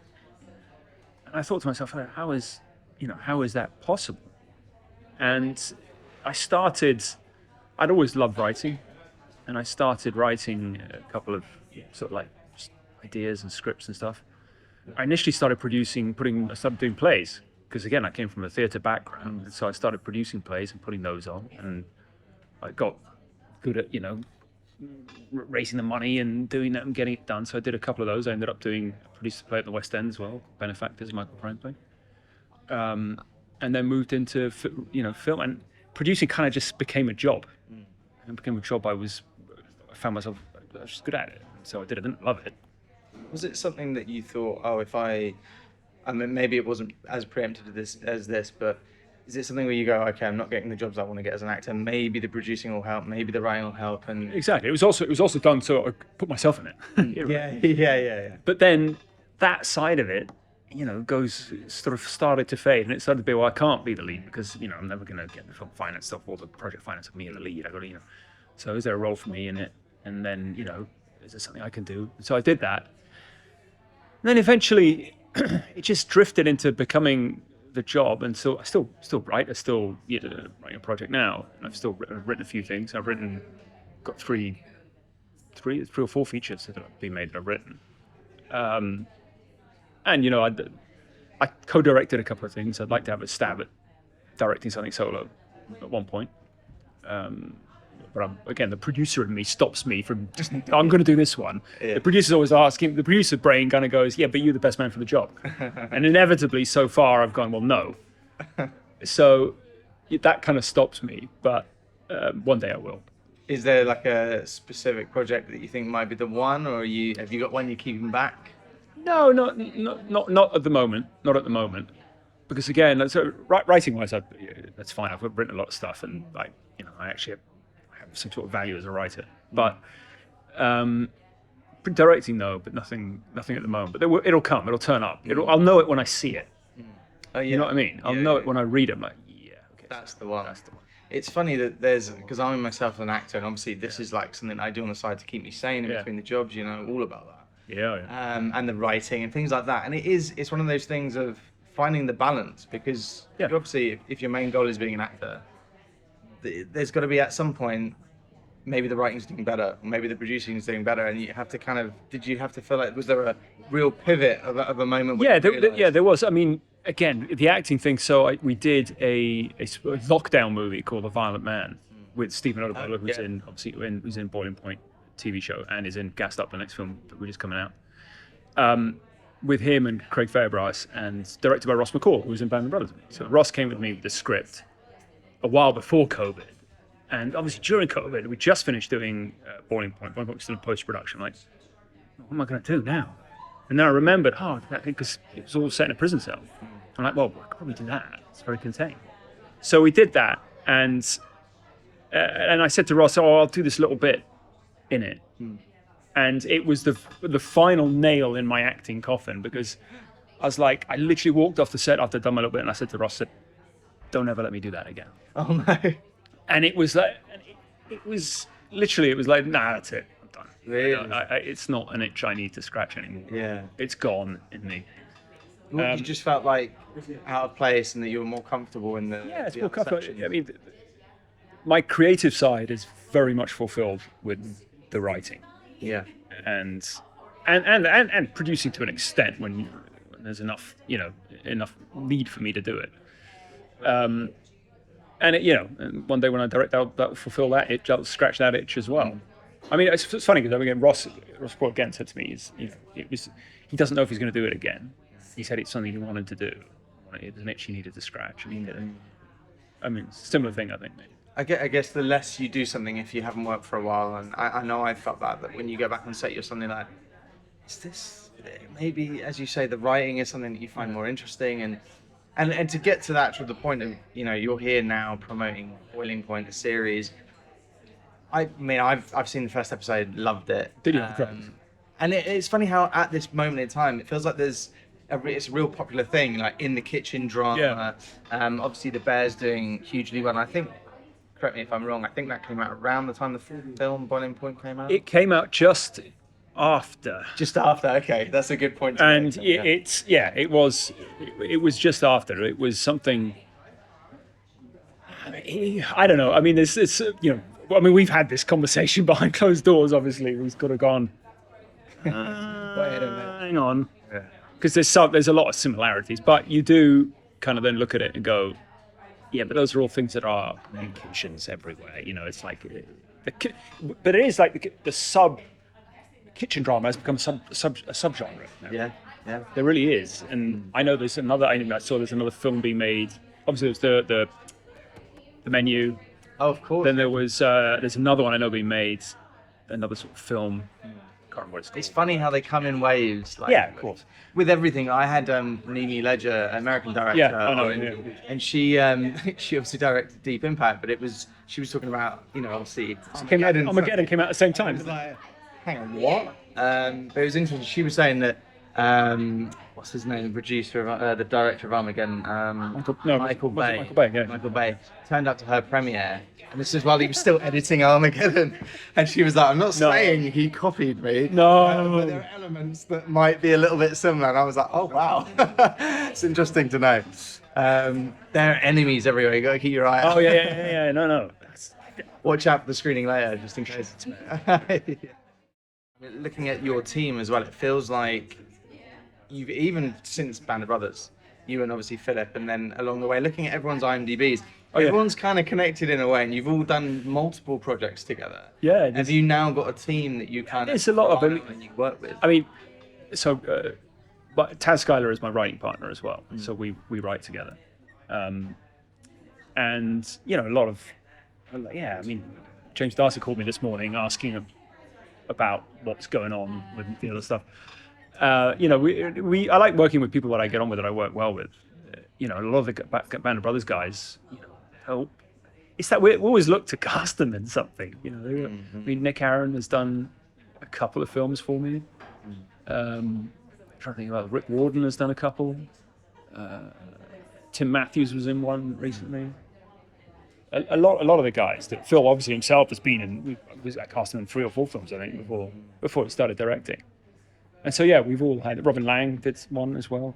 Yeah, the list goes on. Yeah, you've got I produced Ross McGall's first directorial debut. Yeah, so yeah. Anyone I have from Band of Brothers on the show, like I had Dexter Fletcher on not too long ago, and yeah, I mean, everyone talks about Band of Brothers in that same warm way, where it was like a real family, and everyone was like, kind of, it was their initiation into the industry. They're all young, and it's exciting, and I mean, what an amazing job to start with. Though. You must have been like, I'm off to the races. This is it. So Rick Gomez was in town as well. Rick Gomez was in town. I hadn't seen him in years. And actually, I bumped into him at Dexter's premiere. And I hadn't seen him. I had dinner with him, talking to him about everything. And, you know, it's like, I literally hadn't seen him in like 20 years. But it's that feeling like I only saw him. That's something that's that bond was there. It's like, I only saw you yesterday. And no, it's 20 years ago. It's that weird thing. Yeah. That's amazing. It's a great, that camaraderie was, but that, I mean, I always give credit to Dale Dye because he built that. He built that from the ground up. You know, I mean, he's a character as well, but, you know, he's full credit to him for that because we created that out of nothing, out of 10 days in a boot camp.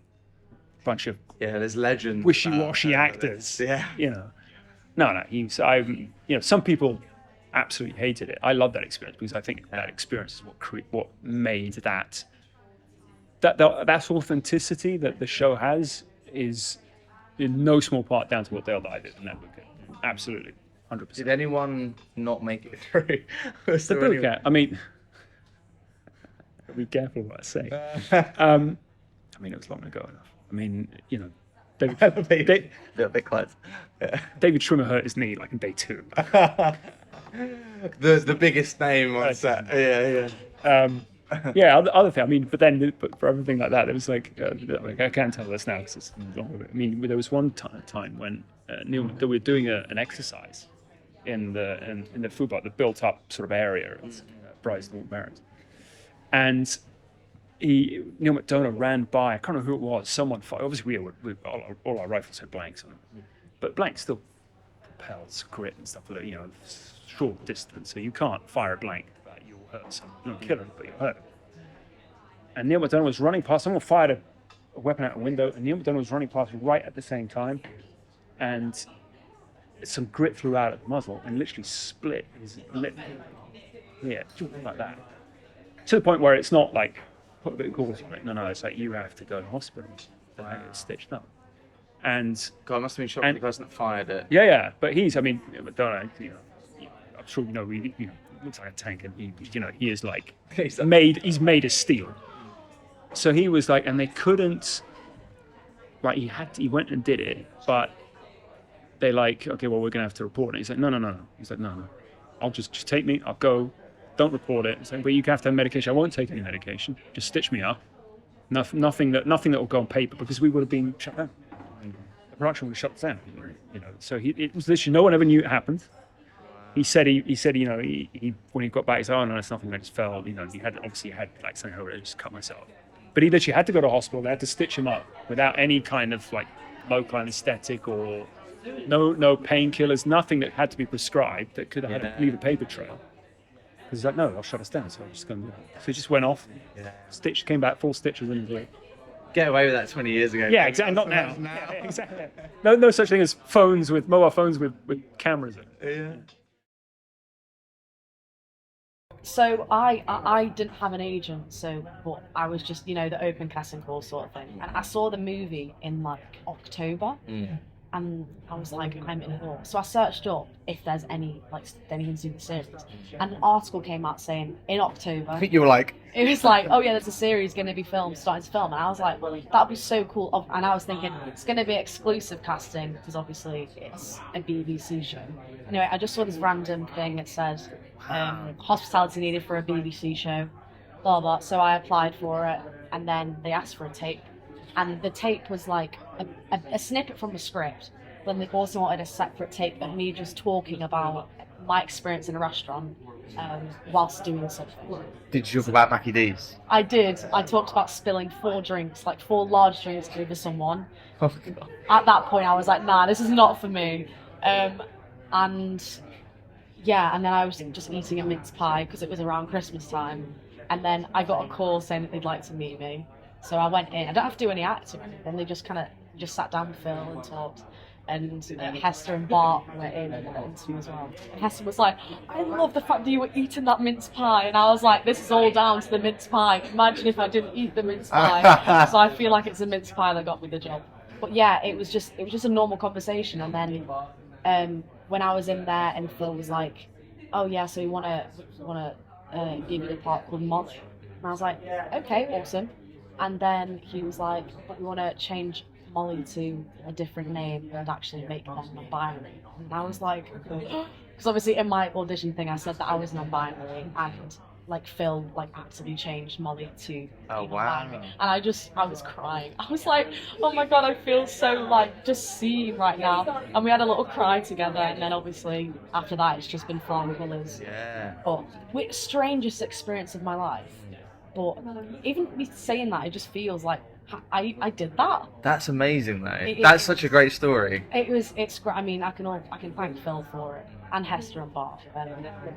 Yeah, it's so generous, and yeah, I couldn't have thanked for a better first job for anything, especially working with Phil as a director. Oh my god.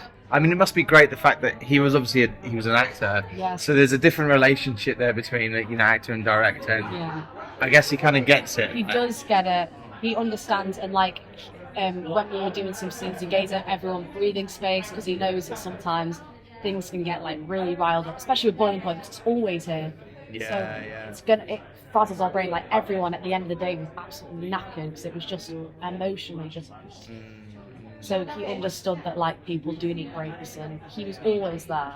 He'd literally stop to go talk to someone if they needed it. I think with Phil, it's not about the piece, it's about the people. And he's always said like, this show is about the young people. He's definitely brought that, because he had to make sure we're okay, because the people are everything to do with the show. So he's just been so supportive throughout the whole thing. Was it an audition process the first time around for the film? Yeah. How was it? So you just went in and you just read through it and you thought, well, this is a pretty good script. Well, it wasn't a script. Oh, it was improv. Oh, So, wow. like, I just had the bullet point that Jake and Holly do a drug deal, so that was obviously for the film. And yeah, it was really, really chill. So first of all, we had to do a self-tape, an improvised self-tape, making a cup of tea, talking about a restaurant experience, because I think then they could decipher who's staging it and who's just being real. And then turned up to Jones and Sons. That's where my audition was. Met Dan. We got on straight away, like just hit it off, and then did some improvising. And then I found out that day that I was part of the project. And it wasn't long after that we were filming. Initially, I got introduced to Phil from a short film I did with my mate Jack McLaughlin. It was called Bud, which weirdly enough was screened here at BFI. Oh right. 2 years ago. And then so Jack was shadowing Phil on the feature. He showed it to Phil and Steve Hannon, I think, as well. And I think that's when he first seen like something I'd done. Then I'd done my very first job last year called Malpractice, and they were having trouble casting this part of the government. I think Jack suggested me, and they were like, "Oh, who's that?" And like, "Oh, it's that lad from the short film." I was like, "Oh yeah, Sam, let's get him in. Let's see what he can do." And then I got the part and that, and it was literally only meant to be. I think I was meant to say about 3 words, but the lead in it, Neve Algar, she said to me, like, "Do you mind improvising?" And I was like, I love that, and it's obviously came in handy this time round. But yeah, that scene kind of became a little bit bigger, and then I got roped into another episode. And then when this came about, I done an audition, and I didn't hear back for like 3 or 4 weeks, which is usually the case. And I remember just watching, it was Liverpool versus Wolves in the FA Cup, and then Hannah rings me just to say that I've got it, and I was like, it's bizarre, mate. It's like, but it feels nice to have all these little links like stuff in the past, like it's a short film, and then yeah, it's been great. I did the tape and I sent the tape off and I was like, wow, I'm never hearing back from that. And like, honestly, that's not even a lie. Like, my friends remember me saying that. Like, oh my God, I can't. One of the ones you're just like. It's like, you like think back to it and you're like, I can't believe that exists in me in like the world. And then I got a recall for it and I was like, okay. And then did the audition, and like once I was in the recall and I sort of like chatted to Phil and stuff, I was like, oh, I think I am actually what they want for the character. Like, forget about that tape. Yeah, and now. And here you are. Here we're in the series, yeah, great. Not a bad place to be. Not a bad place to be. Most embarrassing moments, So I was doing a production of Paradise Lost where I played Eve as in Adam and Eve, and there was an interpretive. I was naked for the show until the end, where we put on a business. The whole show? Yeah. Oh wow. Well, the second half was Adam, and the first half I was playing. It was in hell, and I was a different character. But in the second half, I was Eve. So for the whole of that second half, until the point where she eats the apple and then she puts on a business suit. Yeah. But there's like an interpretive dance with Adam and Eve with an apple, and on Dundee stage, which is tiny, the apple fell out of my hand, rolled off the edge of the stage and into the hands of the feet of like a man and his like adolescent daughters, and I needed it to finish the show, to finish that section of the show. And so in the moment I just went to get it, so I just bounded, and he was like terrified and embarrassed, and I just was like, he had a naked woman running at him to get an apple. So I have to, and then when I went to get that, like the fourth wall was break. It's all right, you've got a sort of protective barrier when you're on stage. Then when you're in the audience trying to get your apple back, It's a bit different. it's gone, and you're there, and you're like, I'm naked in front of a room full of. Oh God, it was awful. It was awful. That's one of the best I've heard. Is it? Yeah, that's good. There you go. Have that one. Was that what you imagined when I really want to be on stage? I want to do Shakespeare. But you know what? I actually really believe that it was a good show, and that choice, I would never do anything gratuitous. That choice worked for that show. Yeah. But it's just amazing how like something can feel for the right choices on a stage, and you step off a stage, and it's different. Oh, okay. Here's one. So, I thought I was auditioning for like a female character, and I went into the room, and there was just loads of men. Right. And I was like, okay. And I walked in, and they asked me to audition for a character called James. So go either way. So I was like, what? And so I went in and did everything, and then I went away, and then they gave me the job, but I was like, well, I'm biologically a woman, so how is that going to work? And they were like, oh, it's fine, it'll work. And I'm like, I'm called James, and they were like, oh, it's fine. And then well, eventually this job didn't really work out because I did this instead. But then when I went on, It sounds like this was a good choice. oh my god.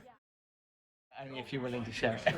Yeah. I was in an audition for a commercial once. I've had a lot today of people talking about humiliating commercials. Oh my gosh, I No, think but- they are. So it's obviously the worst case Yeah, scenario. so, I mean, this wasn't just like because of what I had to do in the audition. This was because there was a guy, he was 11, little boy playing my brother, and we had to fight over a laptop, and he punched me in the face and split my lip. In the audition? Oh my god. Like, And it was kind of like, we all just sort of looked at each other, and I was like, so I don't know if how it's do you embarrassing. react to that? How do you? I just didn't know what to do. I just Yeah. laughed. 'Cause Yeah. It was like, right. But I mean, Did he get the part? Did you get the part? no. I think we called it quits after You did, they were like. the lip split. Yeah, and I don't think we'd done many takes, so we left it there. I hope for him that he got it because he really went put some for well the in method. it. Yeah. I mean, I don't know if this is fact or not, but in my chest it's fact, right?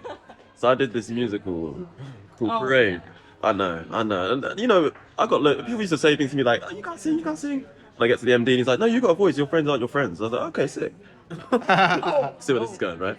So we're warming up, whatever, and get on the stage. There's one night. God. There was one night, yeah, when we're singing one I can't remember what song it was. But I get on there's a guy singing for me, and then it gets to the point where I'm meant to be singing too. But then he carried on singing, and also I was singing, and I realised I can't hear myself singing. And I clocked, oh, they've turned the mic off. Oh. Yeah. So I started singing louder, and the mic's off because you can hear your voice, but it's not going anywhere. And yeah, man, key times. So mental resilience, you know what I'm saying? Right? Imagine being in that audience. You got through it. was tough, bro. You got through it and you're here now. Yeah, so for real, fuck man. those guys. That's crazy. That's good. You can you gotta live up to that now. I mean, I have a story not from like professional, from like back in the day when I was a child, kind of. And I don't know if this is actually a thing. I know it's a thing in Wales, like the Eisteddfod. Do you do the Eisteddfod in like the youth? Because I'm from Jersey, and so there's this thing called the Eisteddfod, and there's like different categories. There's different categories. It's not just drama. It's like you could do like languages and drama and like poetry and stuff, and you basically go up in front of judges and like the rest of, I don't know, your school or whoever, and you either recite a poem or like I remember I had to recite a poem in Spanish once. I was pretty proud of that. I got platinum, no big deal. Embarrassing stories. There was one I did, I was doing like a reading of, I don't know, something like a story or something for my drama, Eisteddfod, and I used to have the worst stage fright ever, which is terrible because I was like the worst. Like when I wanted to do drama for GCSE, and the school that I was at the time, wrote a letter to my parents saying that I shouldn't do it because I had stage fright, and they were worried I'd like let the other classmates down, like if I don't know, couldn't do a performance or whatever. But one time I was up there ready to say my piece at the Ice Tedford, and I just got so terrified that I just ran off stage in front of like all my class, like in front of the judges. I just ran off stage. I was so scared. But then I was so upset because I'd like prepared this thing, and luckily, which is very nice, that one of the judges stayed behind to the end and let me do it like not in front of other people and just in front of the judge. That's nice. Which was super nice, but it was terrible because I did run off in front of like all my peers. Which was pretty devastating. They remember that too. I can't live up to none of y'all. I don't Just even know. wait. It's coming, man. I mean, the only thing I can say is when I was shooting Blue Story, they would just say certain terms I didn't understand. But my thing is I never ask questions. Yeah. I just be like, yeah. So when they said something like, yeah guys, we're gonna go to the green room now, and I was just like, oh shit, we got a green screen for this. And I was like, what? Green screen? Green room, they're not a green room. Yeah, I just didn't know what I was talking about. You know now though, it's last Yeah, I didn't know. Waiting room. It's not why it's called green though. Why? Yes. So I had years ago. I suffered from chronic fatigue syndrome for about 15 years. Oh wow. And I once did this. I mean, I was really unwell for many years, but then and it would come in sort of peaks and troughs, energy-wise. And I was on stage. I'd been too unwell to do the dress rehearsal. So they were like, look, Hess, you know it, you'll be fine, just do the show. And the only way I got through that run was by a lot of support from the rest of the cast and the director and everything, who sadly passed away, Michael Friend. But he just said to me, spent all day in bed, get up. I had a cold bath to get myself, literally I had a 20-minute cold bath to be able to get enough energy to go to the theatre, get ready, go on stage. It was a really long play. It was Blythe Spirit, so I played Elvira the Ghost. And I, one time, it was quite chaotic anyway, because we'd had a change of cast member. Yeah. And so the lead dropped out, so somebody had to step in, and he had the script, but he had the script with him. He knew it really well, but he still wasn't fully I'm banging the script. Yeah, so he had the script with him in his pocket. And we were on stage, and the thing that happens sometimes with chronic fatigue is you just get your memory just goes. It's like you glaze over because you're so tired. And it happened on stage to me. And he's with the script. And he had the script. Thank goodness he had the script. Oh well, I suppose that, yeah. So I know, it was like, and I remember there going, I don't have a clue. I don't have a clue what's next. It could be anything. It could be anyone speaking. It could be anything. I don't know. It could be, I just don't know. And that's horrible. It was horrible. It was horrible. As an actress, it's a dreadful thing. That's the nightmare. Oh, every you dream about it. Yeah. On stage. It happened. The whole auditorium out there, and I'm like, oh my God. I didn't even know if it was me. I thought maybe it was someone else ready to do a line. And then he did this amazing thing where he spun away from the audience. He took the script out of his jacket, and he sort of had a little read, and then he put it back in. I saw the whole thing, put it back in his jacket. And then he asked me a question, and I went, it's me. Oh my God. And I was like, yep, thank you very much. That's great though, that he was like, little him. Yeah. Amazing. Yeah, so that was something I'll never forget. That's intense. Yeah, it was intense. It was intense. Oh yeah. Oh God, yeah. All right. So back in the day, when I was acting, sure you probably remember this as well. When you got a commercial, it was like, do a commercial, buy a house. Yeah, it's changed now. And back in the day, the holy grail of commercials was the Coca-Cola ad. I mean, there was stuff alleged like, 350 grand for a couple hours of work. right? And obviously, as you know, you do whatever it takes to get it. So my agent calls me up, and normally when you get a commercial casting, you're like, oh, not another one, cattle call, meat grind, 1,000 people. 1,000 clones of yourself. Right? But no, I go and pick up the phone, got an audition for you, commercial. It's for Coca-Cola. Yes, okay, great. But there's one thing they want to know. They just want to know, can you do a backflip? Oh, God. And I'm like, yeah, of course I can. Right? Now, not total bullshit, based a little bit on fact that I hadn't done it for many years, but when I was younger, I could do like a reverse handspring, on the ground, onto my hands, push up, so I'm like, that's close enough, and I said to myself, well, anyway, it's the first audition, Normally they don't ask you to do this kind of stuff till the recall, they just check you can do it, and then when they recall you, they're like, okay, you got it. And I said, anyway, it's a, Coptic Street Studios, the floor is, laminated wood, they're never going to ask me to do it, it's going to be fine. And then when they ask me to come back, then I'll get a friend of mine to teach me and I'll learn it. I'm athletic, I can do a handspring. Yeah. And, so I go, obviously I turn up. Now, I don't know if you remember, but normally in a commercial casting, there's about 3-4 people there. You look in. I walk in, a thing like this, wooden floors, and there is about 15 people there. Right? And I'm like, and that completely throws me. And so I do sort of the action. And then I'm like, okay, thanks, bye. And the director goes, 1 minute, Bart. Just one thing. You should do the backflip for us. Casually. And just, of course, you think, well, I should have said, well, yeah, I would, but my knee, I play football. It was an instinctive.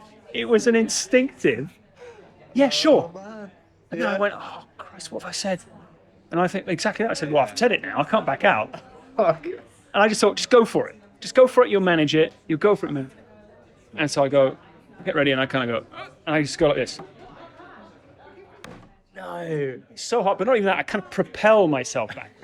So hard that I wind myself. So I'm lying on a floor like this with 15 people from Coca-Cola, me going, no one says a word. Then suddenly I hear the director go, Jesus Christ, are you okay? And I kind of pull myself up and I kind of go. It just crawl out. And to this day, I'm sure that at the Coca-Cola Christmas party, let's get the video out of the dickhead that did the backflip. It's a Life and Film, motherfucker. Subscribe and like and follow. Thank you to all of our guests, and thank you to the team at Milk Publicity. And Una, thank you so much. You're an absolute legend. And as always, thank you to our sponsor, BetterHelp. Boiling Point is released on BBC on the 1st of October. And now that you're here doing this, and it's pretty amazing. Yeah, How does that feel? Is it surreal or? Yeah, it's a dream. Yeah. It's a dream. I don't think any creative doesn't have a level of imposter syndrome. I think you just have to overcome that with we've worked really hard, to be here, and also just enjoy it. But yeah, it is really exciting.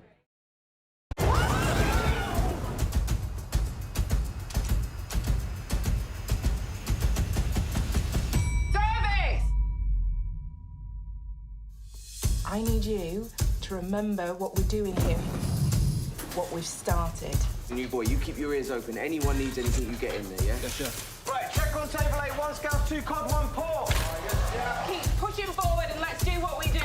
Yes, yes, come on. Come in. Check on. Andy, what are you doing? I think you should talk to Carly. I want to talk to her for. No, I mean, don't forget, you all used to work for me. I've seen you playing Happy Families. Maybe if it wasn't for her, I'd still have my own fucking restaurant. I never thought I'd work in a place like this. I just don't want to mess it up. You're stressing about this day, aren't you? I didn't really sleep. You need to have a little bit more faith in yourself. Hey, I'm proud of you. They're all brilliant at what they do. But don't be intimidated. They're idiots. Yeah, I mean, it's looking good. I feel like a proud mother. Okay, get on there to rest. It's like working with a fucking bunch of school kids. I need you to keep the faith. It's Point North's name on the line. They need to taste your food. A lot of important people are going to be in that room. Which is why we need to get it right. Go out there and smash it, all right? Yes, sir. You need to pick up the pace. Johnny, clear the path. Would you like to be a chef or do you want to be a dishwasher? Stop that. It's up to you. Stop. Take a breath. Fucking joking. Do me a favour. Want me to stay to your side? Put on your big boy pants and let's get it done. Do not reach to me. Survey! What's coming to my car smirking? I've been working on that venison for 24 hours. It's because some of us give a shit.